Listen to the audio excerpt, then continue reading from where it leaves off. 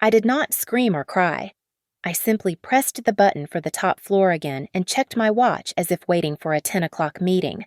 He thought I was at home, still playing the part of the perfect wife, but I was already at the resort earlier than his own schedule.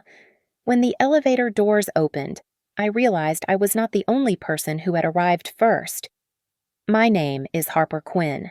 At 34 years old, I am the lead operations manager at Northline Systems, a logistics technology firm in the heart of Denver.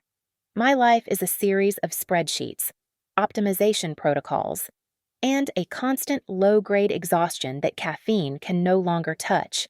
I am the one who ensures the trucks move on time, the software remains stable, and every single bill at home is paid in full. Meanwhile, my husband, Grant, who is 36, operates in a different reality. He works remotely, or at least that is what the glowing screen of his laptop suggests while he lounges on the sofa I paid for. He has a way of turning a simple request like taking out the trash into a high-stakes drama. I am right in the middle of a critical deadline. "Harper," he would say with that smooth, apologetic smile that never reached his eyes. "Can you just handle it?" Just this once. The word once has a funny way of becoming every single day when you are married to a man like Grant. I was tired, but I was also observant. About 3 months ago, our joint account began to suffer from what I called financial paper cuts: a $25 charge for a boutique spa in Cherry Creek, a $48 tip at a high-end steakhouse, a small deposit for a resort voucher. When I asked him about it, Grant leaned back and sighed, looking at me as if I were a difficult child. "It is just business development, babe. I had to entertain a client from out of town. It is all part of the growth strategy for Cedar and Creek Digital." He sounded so professional, so convincing. I almost believed him until the morning a heavy, manila envelope landed on my desk at Northline. It was marked confidential. Inside, there were no legal documents or project briefs. Instead, I found a stack of bank statements with highlighted rows, grainy photos of Grant entering a hotel, and a flight itinerary for a weekend in Scottsdale. There were 2 names on the tickets: Grant Hollis and Sloan, plus 1. My phone vibrated on the desk. It was Wade Hollis, my father-in-law. Wade is a man of the Colorado soil, a 70-year-old who still drives a dusty Ford F-150 and wears a sweat-stained Stetson. He is as honest as a winter frost. When I answered, his voice sounded thick, like he was swallowing gravel. "Harper." "It is Wade," he said. The line crackled with a heavy, painful silence. I have been watching him for months. I saw the way he was looking at his phone, the way he started lying. Just out of habit. I could not sit back and watch him ruin a good woman. "You deserve to know the truth before he tries to—" Well, before he tries to finish his little plan. "His plan, Wade," I asked, my voice as cold as a mountain lake. "He is waiting," Wade whispered, his voice trembling with a mix of shame and anger. "He knows you are due for that big raise in January. He told me he was going to wait until your income went up by 15% so he could squeeze more out of the alimony when he files. He is calculating your worth like you are a damn stock option." I sat back in my ergonomic chair and stared at the photo of Sloan. She was 32, a senior account manager at Grant's firm. Her Instagram was a curated gallery of expensive cocktails and sun-drenched balconies, though she was careful to keep Grant's face out of the frame. A sleeve of a shirt here, a watch there. They were all things I had bought for him. The betrayal did not hit me as a scream or a sob. It hit me as a data point. Grant was not just cheating, he was auditing our marriage for maximum profit. He was waiting for my success so he could steal a larger piece of it. "Thank you, Wade," I said, my thumb tracing the edge of the flight itinerary. Are you okay, Harper?" "You sound so quiet," he said, his breath hitching on the other end. "I am fine, Wade." "Better than fine," I replied. "I am just looking at the timeline now. I am looking at the deliverables." I hung up and opened a new folder on my private drive. I did not name it divorce or cheating husband. I named it Project Exit Strategy. I closed my eyes for 3 seconds, letting the image of Grant's smug face burn into my retinas one last time. When I opened them, the wife was gone. The operations lead was in charge now. This was no longer a marriage. This was a hostile takeover, and I was going to ensure that by the time the elevator doors opened at that resort in Scottsdale, Grant would have absolutely nothing left to trade. The view from Lena Parkhurst's office was breathtaking, overlooking the South Platte River. But I was too busy staring at the woman across the desk. Lena had a reputation for winning cases before she even stepped into a courtroom. She looked at the documents I had brought and smiled a thin, sharp smile. The spending on the mistress from a joint account is a textbook violation, Lena said, her voice smooth and clinical. But the fact that he is explicitly waiting for your salary increase to hit in January before filing, that is the cherry on top. We can use this to argue for a much larger share of the assets and an immediate freeze on all accounts. How long do I have to keep pretending I asked? My chest felt like it was being tightened by a vice. 10 to 14 days, she replied. Not a moment less. We need to establish a consistent pattern of his behavior. If you blow up now, he will just pivot and hide the rest of the money. I went home and played my part. I made dinner. I asked about his day. I even managed to laugh when he told a joke about a client at Cedar and Creek Digital. While he showered, I found his tablet on the nightstand. He was arrogant enough to leave it logged in. I spent 2 hours in the guest room, systematically photographing every email, every receipt, and every flight confirmation. I made sure to capture the metadata, the timestamps, and IP addresses so he could never claim the files were tampered with. A few days later, Wade called me from a burner phone. He had hired Miles Kincaid, a former security specialist turned private investigator. Wade was not playing games. Miles is a professional. Harper, Wade said. His voice sounded weary, like he had aged 10 years in a week. He has tracked every move, the ski trips to Vail, the fake conferences in Chicago. It is all documented, but the big one is coming up, a resort in Scottsdale, Arizona. The report Miles sent was a masterpiece of surveillance. He had mapped out Grant's entire itinerary. The climax was a 3-night stay at a luxury resort in Scottsdale. But when I looked at the booking details, my blood turned to ice. Grant had not just booked a room. He had used 50,000 of our joint rewards points to upgrade to the Sky Suites. Those suites had a private lounge and a restricted elevator. It was a world designed for privacy and exclusion. He was using our memories and our future to build a sanctuary for another woman. I met Lena one last time before the trip. She leaned back in her chair, her eyes reflecting the gray Colorado sky. If you want the final blow to be absolute, Lena suggested, you need him to walk into a situation where he cannot lie. You need a confrontation with witnesses and a recorded admission. If he thinks he is safe in that Sky Suite, he will speak freely. I am not going to let him have his weekend. I said, my voice was steady, surprising even me. What is the plan? Lena asked. I am going to arrive at that resort first, I replied. I am going to be waiting when that elevator door opens. He thinks he is the one managing this project. But I am the one with the timeline now. I am not telling anyone else. Lena, just you and Wade. Be careful. Harper, she said. He is not the man you thought he was. I know, I said, standing up.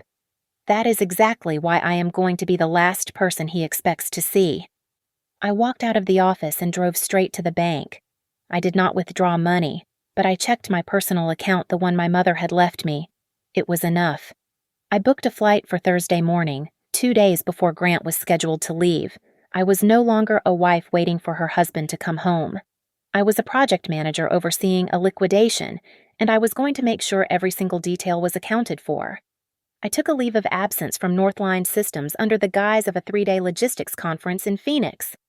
I packed light, carrying only a small carry-on and a leather folder filled with documents as if I were heading into a high-stakes board meeting. I arrived in Scottsdale at 10 in the morning, long before the Arizona sun could turn the air into a furnace. The resort was a sprawling oasis of turquoise pools and white stone, a sharp, beautiful contrast to the cold calculation humming in my chest. I checked in at the front desk, making sure to use my personal credit card, the one Grant never looked at. When the clerk asked if I wanted to join my husband in the Sky Suites, I smiled politely and shook my head. I requested a room on the 23rd floor, exactly one level below the VIP restricted area. It was the perfect vantage point. From there, I could monitor the movements without being part of the display. The resort featured a secondary discreet elevator bank for VIP guests. I spent an hour in the lobby, sitting in a plush armchair with my folder open, pretending to be on a conference call.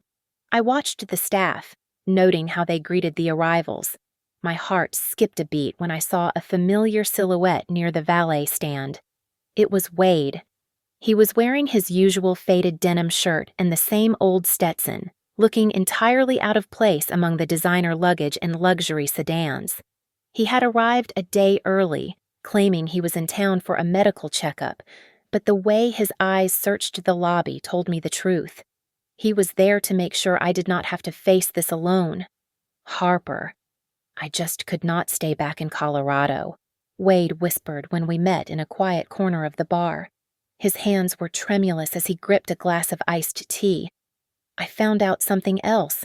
He is not just here for a getaway. My contact at his firm says Grant has been talking to their internal legal team. He is trying to negotiate a quiet exit strategy to protect his bonus before the divorce hits. He is a project manager to the end. Wade, I said, my voice flat. He is trying to optimize his departure. It makes me sick, Wade muttered, his voice breaking. To think my own son would treat a marriage like a corporate merger. I stepped away to take a video call from Lena Parkhurst. Her face was a mask of professional composure on my screen. Stay focused, Harper, she reminded me. Do not cause a scene. Do not attack. Just record the facts. Let the law do the heavy lifting once we have the evidence of him using joint assets for this negotiation. I had planned my move with the precision of a supply chain audit.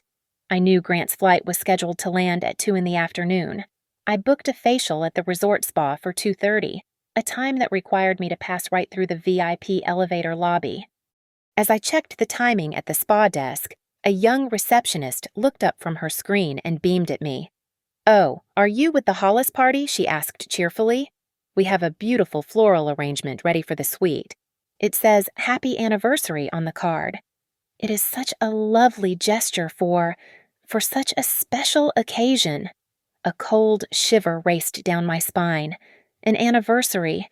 He was celebrating his betrayal with the same labels we once used for our love.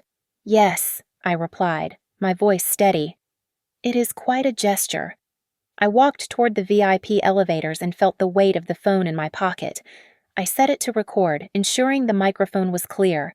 I stood near the gold-trimmed doors, looking at my watch as if I were simply a guest waiting for my turn.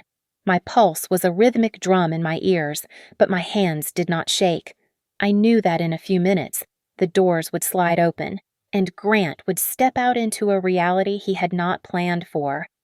He thought he was coming here to start his new life on my dime, but I was standing there to show him that his project was officially over budget and out of time.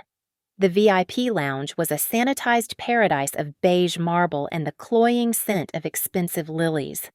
As I walked past the concierge desk, my eyes snagged on a gift box wrapped in silver paper, perched on a luggage cart bound for the Sky Suites.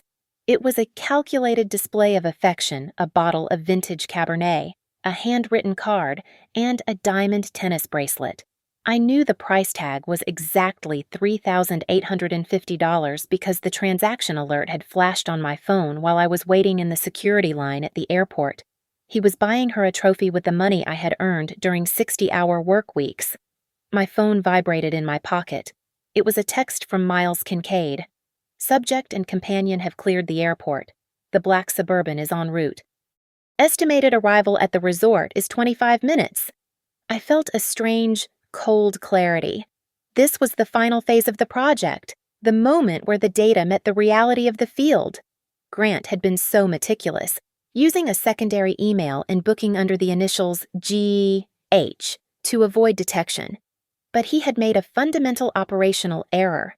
The resort's booking system had automatically linked his profile to our joint rewards account, pulling the credit card we had used for our 10th anniversary trip. It was a legacy data point he had forgotten to scrub. I found a seat in a quiet corner of the lobby and called Wade. I could hear the wind whistling through the cabin of his truck. He was parked across the street, watching the main entrance.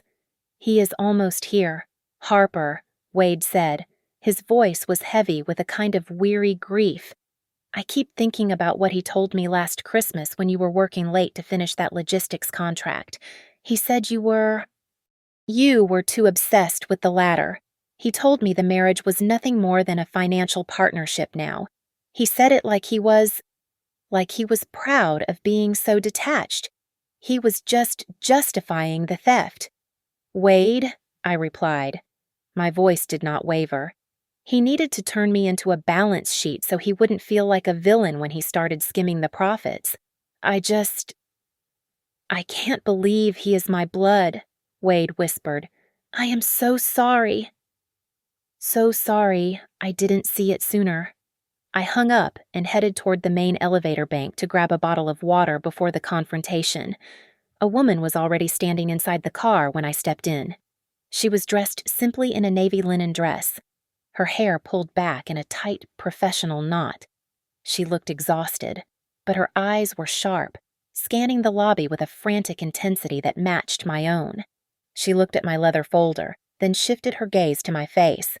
"If you are also waiting for a man to step out of that elevator, then you are not the only one," she said.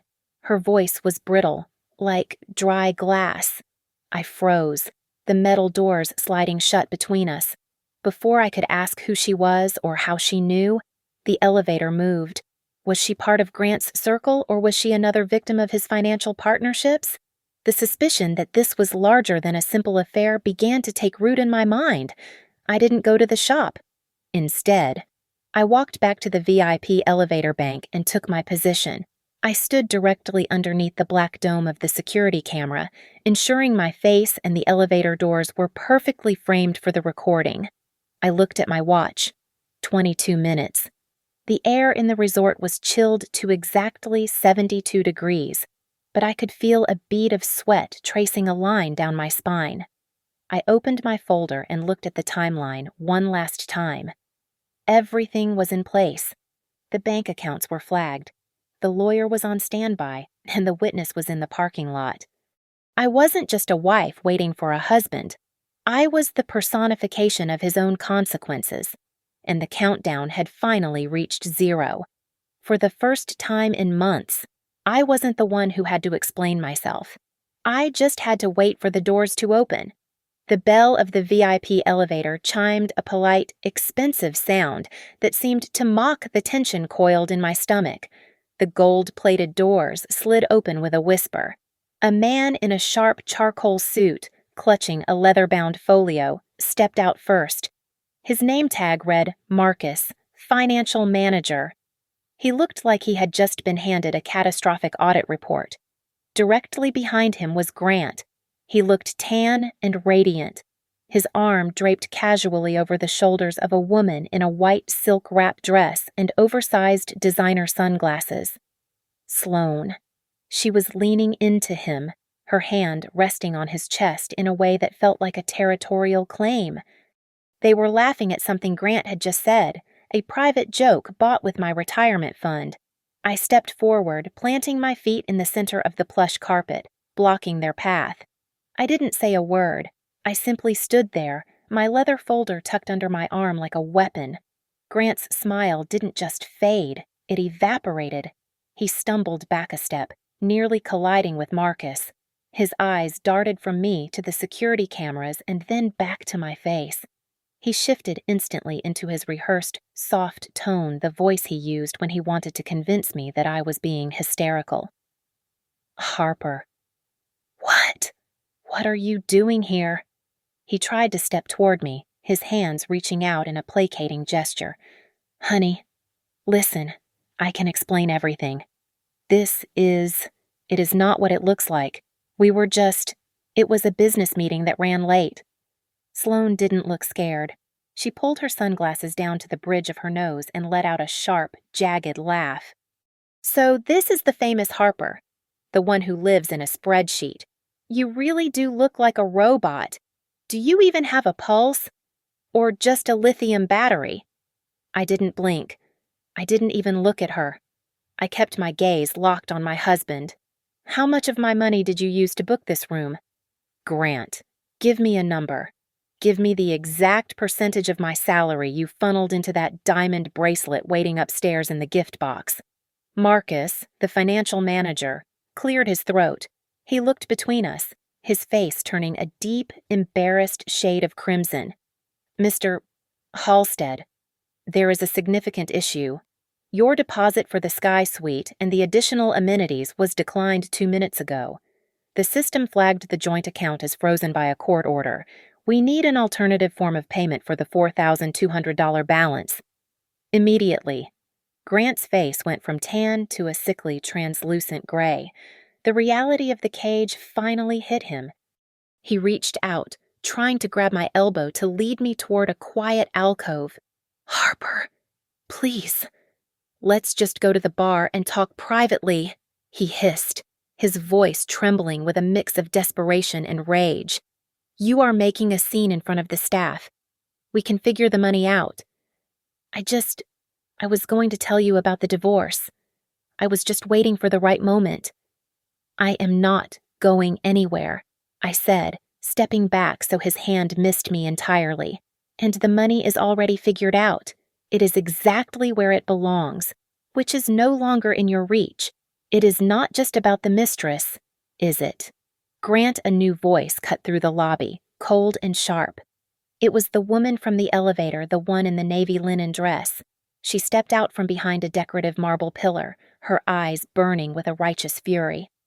My name is Noelle, she said, her voice echoing off the high ceilings. My husband was your lead business partner at Cedar and Creek. I know exactly what you have been doing this weekend. You didn't just steal from your wife. You have been using these trips to move assets into offshore digital wallets for my husband so he could hide them from our settlement. The realization hit me like a physical blow to the chest. Grant wasn't just a cheater. He was a broker for other men's lies. He was the middleman for a network of financial fraud, using our life as a front for his shady commissions. Grant started to pace, his hands flying to his hair.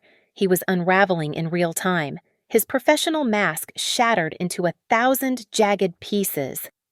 Noelle, you don't understand the legal structure, he stammered. The words tumbling out of his mouth in a frantic, panicked rush. It was just a consultation fee. I was trying to help. I didn't think it would be a problem. I was just setting up a bridge account. It was all supposed to be temporary. Please. Harper, tell her to stop talking. We can fix this. I felt the phone in my pocket, the recording indicator still glowing, a steady, silent red. Every word he spoke was another nail in his coffin. He was admitting to the accounts, the intent, and the collaboration. I looked at him, this man I had shared 10 years of my life with, and realized I wasn't just ending a marriage. I was witnessing a total liquidation. My phone buzzed in my hand with a sharp, insistent vibration. It was Lena. I stepped slightly to the side, maintaining my block on the elevator path while I answered. Her voice was as crisp as a winter morning in the Rockies. Harper, the temporary restraining order has been served on the bank. Every joint account is officially frozen as of 3 minutes ago. I have also sent a formal preservation demand to the legal department at Cedar and Creek Digital. They are legally required to lock down his internal emails, chat logs, and expense reports. If he tries to delete so much as a comma, It is a felony. I looked at Marcus, who was still hovering with his leather folio. I need every itemized invoice for the Halstead party, I said, my voice carrying across the quiet lounge. Every spa treatment, every bottle of wine, and the exact cost of that sky suite. I want the confirmation of which card was used for each transaction. The resort does not want to be cited for aiding in the dissipation of marital assets once the subpoenas start flying. Do they? Marcus went pale. Of course not. Mrs. Quinn, I will have the complete records printed and notarized for you immediately. We certainly want to ensure everything is handled according to the law. Sloane took a step back, her hand dropping from Grant's arm as if he had suddenly become radioactive. She adjusted her sunglasses, her lip curling in a mix of fear and feigned indignation. Grant, you told me you two had been separated for over 6 months. You said the divorce was just a formality. I did not sign up for a legal circus. I finally looked at her, my expression as flat as a polished stone. If he were telling the truth, Sloane, he would not have been using the credit card that I pay off every 30 days. You were not a secret. You were just an unapproved line item in his budget. Noelle stepped forward then, her heels clicking like a metronome on the marble. She held up her phone, displaying a series of encrypted messages. It is much worse than an affair. Harper, I have the logs of the bridge accounts. Grant has been acting as a funnel for my husband's company bonuses to keep them out of our settlement. He was charging a 5% commission for every $50,000 he helped hide. He has turned his own career into a laundering service. Grant's mouth opened and closed, but no sound came out for several seconds. He looked like he was suffocating in the very air he had used to build his lies. Harper, Noelle, this is just a misunderstanding of the corporate structure. I was trying to facilitate a complex tax strategy. You were stealing, Grant. A gravelly voice boomed from the entrance of the lounge. Grant froze. Wade stepped into the light, his Stetson shadowed over his eyes, looking every bit the old-school Colorado man who valued a handshake over a contract. He stood directly at my shoulder, his presence a heavy weight in the room. Dad Grant whispered, his voice cracking. What are you doing here? Wade looked at his son with a profound, quiet disgust. I have been following the trail you left. Son, it was not hard to find.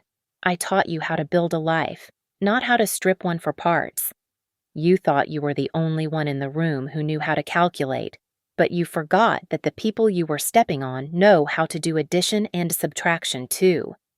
At that exact moment, a notification chimed on my phone. It was an automated alert from our bank. Account ending in 4492. Status restricted. Transaction at Scottsdale Resort declined. Grant reached for his wallet, his movements frantic and clumsy. He tried to pull out a different card, shoving it toward Marcus. Try this one. It is a private account. It has to work. Marcus ran the card through his tablet and shook his head. I am sorry, Mr. Halstead. This account is also flagged under the same legal hold. We cannot accept any payments from you at this time. Unless you have $4,000 in cash, I am afraid I have to ask you to vacate the suite immediately. The power dynamic in the room shifted so violently it was almost audible. The man who had spent months playing God with my future was suddenly a guest who couldn't pay for his own lunch. Sloane looked at the crowd of wealthy guests beginning to whisper in the lounge, her face twisting in shame. She grabbed her designer bag and started walking toward the main exit without looking back. Grant, I have to go, she stammered. Do not call me. My lawyer will be in touch with your firm about the internal investigation. Grant stood alone in the center of the beige marble, surrounded by the wreckage of his own design. I didn't feel the need to scream. I didn't feel the need to hear him beg. I simply tucked the folder under my arm and turned toward the doors. I am leaving now. Grant, I said, my voice calm and final. Lena has the rest of the paperwork. From this point on, you only exist to me as a set of figures on a legal document. And believe me, I am going to make sure the final audit is perfect. I walked out of the resort, the warm Arizona air hitting my face. Behind me, the elevator doors stayed open, but there was nothing left for Grant to go back to. I sat on the edge of the king-sized bed in my room on the 23rd floor, the air conditioning humming like a distant jet engine. The silence was heavy, but my mind was louder. I took out my phone, plugged in my earbuds, and hit play on the recording I had made in the lounge. Grant's voice filled my head, sounding tiny but lethal in its clarity.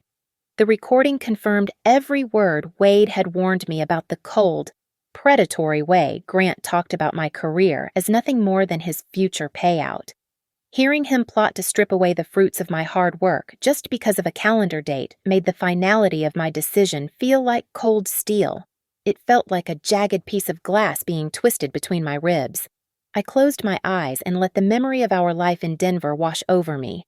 I remembered the night I came home at 10 o'clock, exhausted after a 60-hour week, only to find him sitting on the sofa with a glass of wine.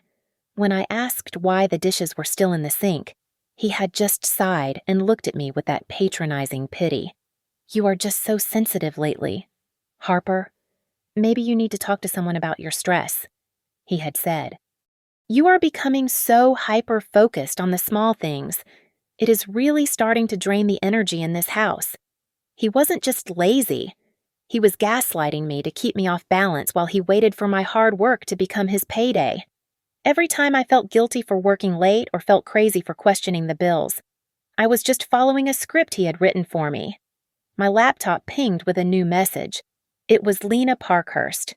She had sent over the strategic dossier. It was a 62-page document of pure, documented retribution. It included every timeline of his spending, every metadata tag from his hidden emails, and a formal request for the court to award me 100% of the equity in our home based on systematic financial fraud and marital waste. I met Noelle at a small, secluded cafe on the resort's terrace an hour later. We sat in a corner shaded by palm trees, two women who had been used as tactical assets in a game we didn't even know we were playing. "He used to brag about it to my husband," Noelle said, her voice trembling slightly as she gripped her espresso cup. Grant told him that his greatest skill was not logistics. It was making you feel guilty for being successful. He said he could make you apologize for winning, just by making you feel like a bad wife at the right moment. I didn't feel like crying anymore. I didn't want to throw his clothes on the lawn or scream at him in a public lobby.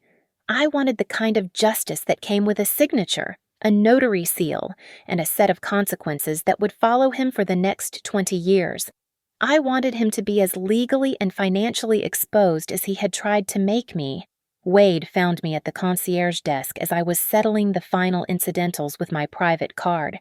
He put a heavy, calloused hand on my shoulder, his face etched with a mixture of shame and fierce loyalty. "Harper, you do not go back to that house in Denver alone," Wade said, his voice thick with emotion. "You come out to the ranch. Darlene and I, we want you there.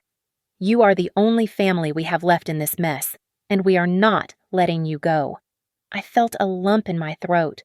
The first real emotion that wasn't cold fury. Family was not always the person you shared a name with or a bed with. Sometimes it was the people who chose to stand in the wreckage with you when the truth finally burned everything else down. I sat in the airport lounge that evening, watching the planes lift off into the Arizona sunset. I opened my laptop and sent a single, short email to Grant's private address. All further communication regarding our marriage, our residence, or our financial status must be directed exclusively to the office of Lena Parkhurst. Do not attempt to contact me, my employer, or my family again. The lock codes on the house have already been changed. I didn't use an exclamation point. I didn't tell him I hated him. I just cut the line. That night, in a quiet hotel room near my gate, I fell asleep at 9 o'clock. I didn't dream of spreadsheets or hidden bank accounts.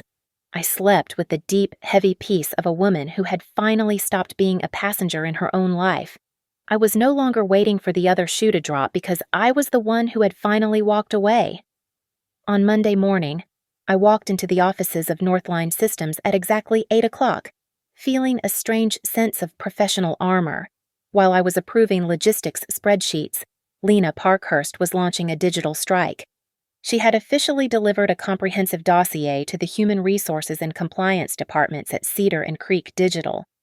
The report detailed an undisclosed romantic relationship between senior staff, the misuse of company-linked travel perks for non-business purposes, and a formal demand for the preservation of all internal communication records.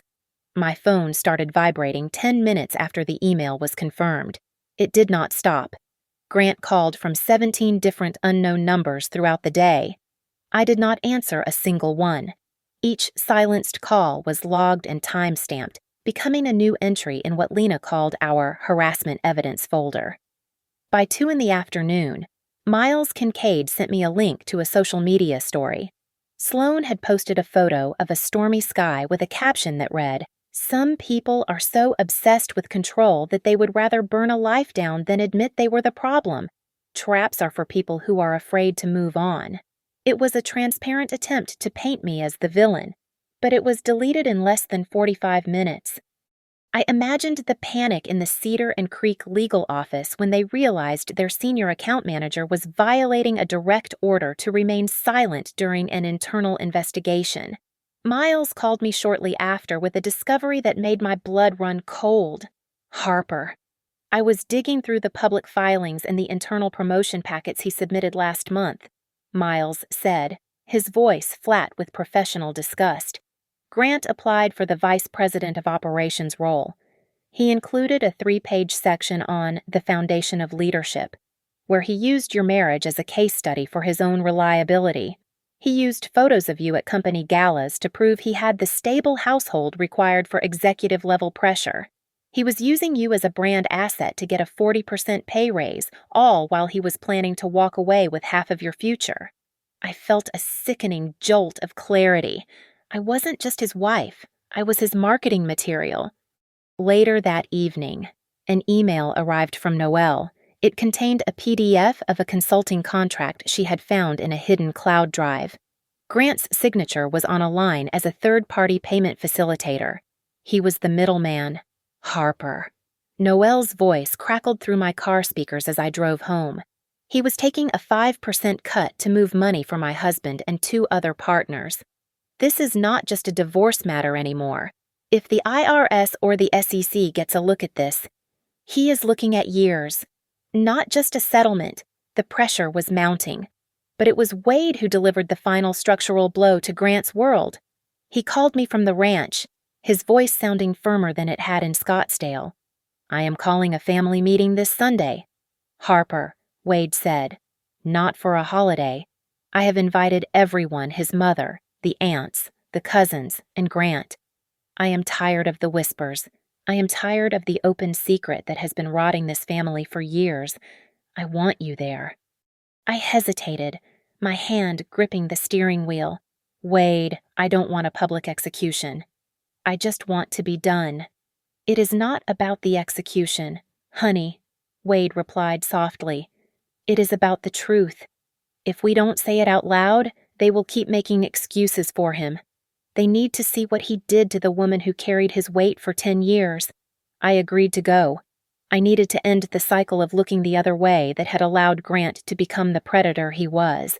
But the biggest shock came late that night in the form of a text message from Darlene, Grant's mother.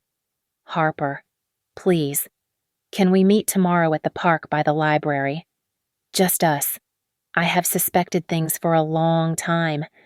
I have been so ashamed of my silence. I have documents he asked me to keep in my safe deposit box 2 years ago.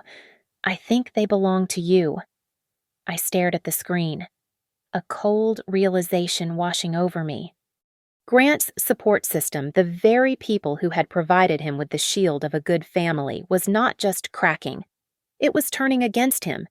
The blow that would finally finish him wouldn't come from my lawyer or my company. It would come from the very people he thought he had successfully manipulated into his corner. The family system was collapsing. and for the first time, I realized I wasn't the one who had to bring the walls down.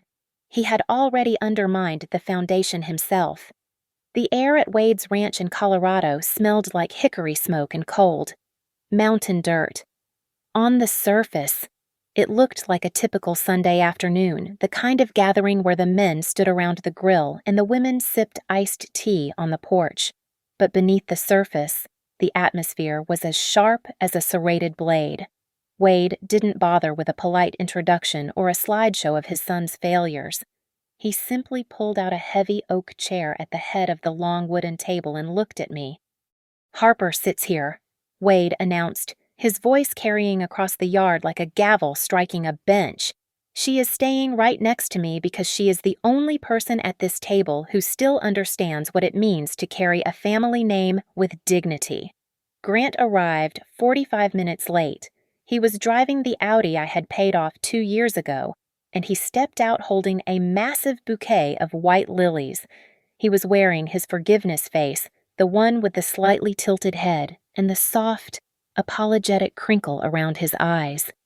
He walked straight toward me, ignoring the cold stares of his cousins and aunts. "For you, Harper," he said, his voice dropping into that intimate, low register. I know things got out of hand in Scottsdale. I was confused, and I made some terrible choices. But we can fix this. We can go back to the way it was before all the stress." I didn't reach for the flowers. I didn't even stand up. "Put them on the table, Grant," I said, my voice flat and clinical. "They look better as a funeral arrangement for this marriage than as a peace offering." Darlene, Grant's mother, stood up from the other end of the table. Her eyes were red, but her posture was rigid. "I heard the recording, Grant," she said, her voice trembling. "I heard you talking about Harper's raise like it was a bonus check for your mistress. I have spent 36 years making excuses for your selfishness because I thought you were just a little lost. But you were calculating her worth while she was out there working 60 hours a week to keep a roof over your head. I am done being your shield." Grant's face twisted. The mask of the grieving husband slipped, revealing the frantic, ugly ego underneath. He slammed the lilies onto the table, the petals bruising against the wood. "Oh, so now everyone is a saint. Harper was never home." I was living with a robot who cared more about her logistics contracts and her 99% uptime than her own husband. If you had been a real wife instead of a project manager, maybe I wouldn't have had to look elsewhere for a little bit of warmth. I was a project manager because someone had to manage the fact that we were broke every time you decided to consult for your friends. I replied.